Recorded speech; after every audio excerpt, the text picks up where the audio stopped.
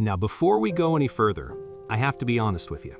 Genesis 5 is a list of names, generations of names with ages attached, and most people, even people who love the Bible, skip it. But we're not going to skip it, because hidden inside this list is something remarkable. Here's what Genesis 5 is. It's a family tree, starting from Adam, tracing all the way down through his descendants, generation by generation. And the pattern is almost hypnotic. Every single entry reads the same way. So-and-so lived this many years, had a son, lived this many more years, had other sons and daughters, and he died. And he died. And he died. And he died. Over and over, no matter how long they lived, and some of them lived a very long time, every single entry ends the same way. He died. Remember what God said in the garden? The day you eat from it, you will die. Genesis 5 is the proof. Death entered the world, and now it is claiming every name on this list. But then, right in the middle of all these deaths, something breaks the pattern. A man named Enoch. Not Cain's son Enoch, a different Enoch. This one comes from the line of Seth, the line that called on the name of the Lord. And his entry reads differently. Enoch walked with God, and he was not, because God took him. He walked with God, and then he was gone. No death recorded, no, and he died. Just God took him. In a chapter full of death, one man simply walked so closely with God that death couldn't find him. Mark that. In a list of it exists to remind you that death is real. God slipped in a reminder that he is more real. The last name on this list is Noah, and Noah is who the next chapter is about. By the time we reach Genesis 6, significant time has passed.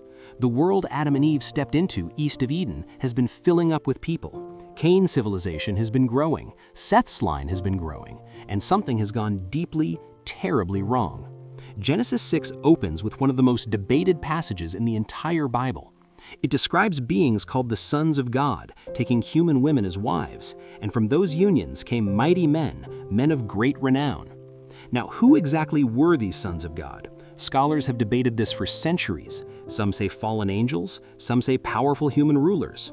We won't settle that debate today, but what matters for our story is what came next. God looked at the earth, and what he saw broke his heart. The wickedness of man was great on the earth. Every intention of the thoughts of his heart was only evil, continually. Every intention, only evil, continually. This is not a world that occasionally makes bad choices. This is a world that has turned its back on everything good, completely and without pause. And then the Bible says something that should stop every reader in their tracks. And God was grieved in his heart. God felt grief. The God who spoke the universe into existence, the God who breathed life into Adam, who walked in the garden, who warned Cain, felt grief over what his creation had become. That is not the portrait of a distant, uncaring God. That is a God who loves what he made and is watching it destroy itself. And so God made a decision. I will blot out man whom I have created, man and animals and creeping things and birds of the air, for I am sorry that I have made them. A reset, a judgment, a flood that would cover the earth. But then, one more exception in a chapter full of darkness. But Noah found grace in the eyes of the Lord.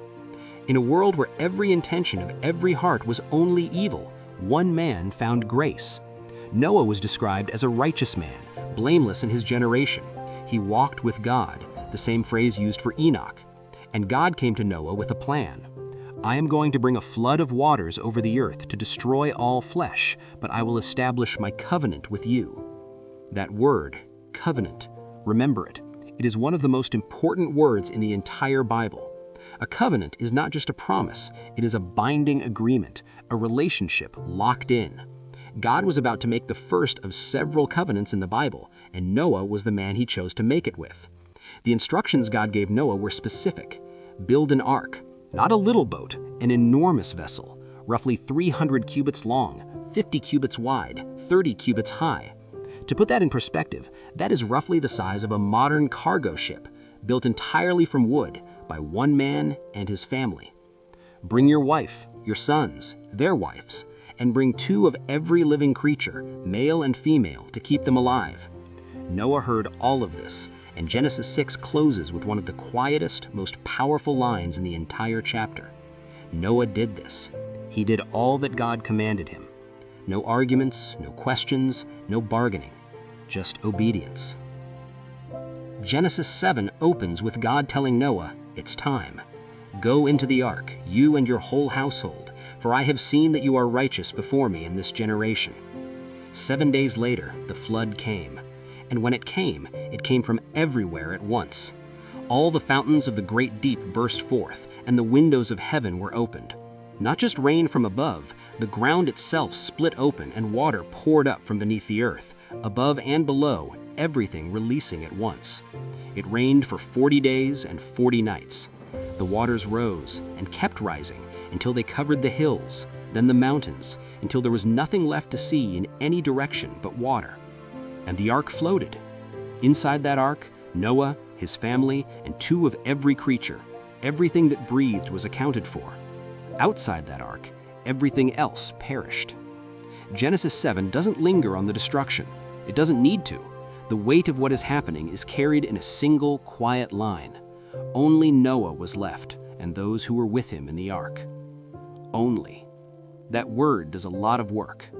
The waters prevailed on the earth for 150 days. Then God remembered Noah. That phrase, God remembered, doesn't mean God had forgotten. In the Bible, when God remembers someone, it means he is about to act on their behalf. He is turning his attention toward them with purpose. God sent a wind over the earth, and the waters began to recede. After 150 days, the ark came to rest on the mountains of Ararat. Noah waited. Then he sent out a raven. It flew back and forth until the waters dried up. Then he sent out a dove. The dove found no place to land and returned to him. He waited 7 more days, sent the dove again. This time, the dove came back with an olive branch in its beak. That olive branch, that single small branch, is one of the most recognized symbols of hope and peace in all of human history, and it started here, as a sign that the waters were retreating, that the earth was returning to life, that life was beginning again. Noah waited 7 more days, sent the dove a 3rd time. It did not return. The earth was dry. And God spoke to Noah, "Go out from the ark, you and your wife and your sons and their wives. Bring out every living thing." Noah stepped out of the ark, and the first thing he did, before anything else, was build an altar and offer a sacrifice to God. Not build a house, not survey the land, not make plans. Worship first. And God smelled the offering and said in his heart, "I will never again curse the ground because of man, neither will I ever again strike down every living creature.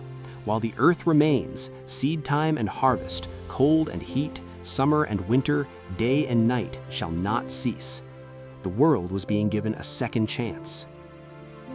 Genesis 9 opens with something that should sound familiar.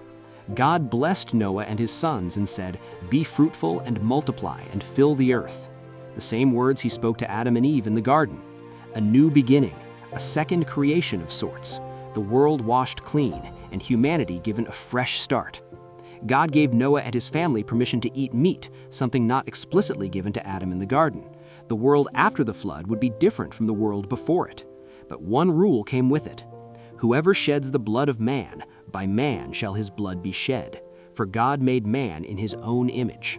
Human life has value, not because of what a person does or achieves, but because every human being carries the image of God.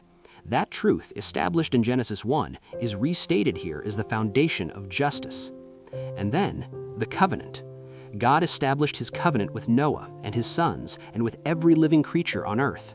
Never again shall all flesh be cut off by the waters of a flood. Never again shall there be a flood to destroy the earth. And God gave a sign to seal that covenant. A rainbow.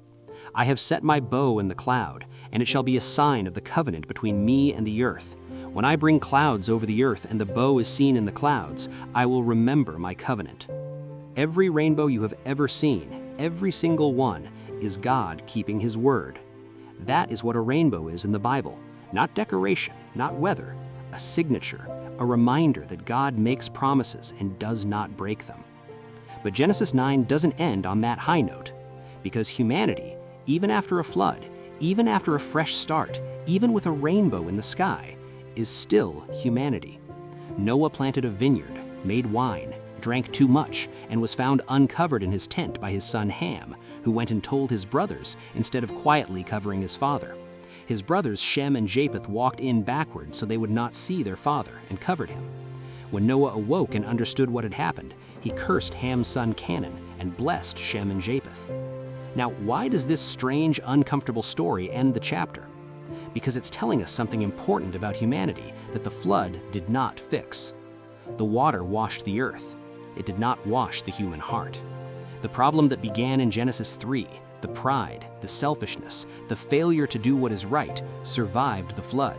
It came out of the ark in the hearts of the very people God saved. The world needed more than a reset. It needed a rescue.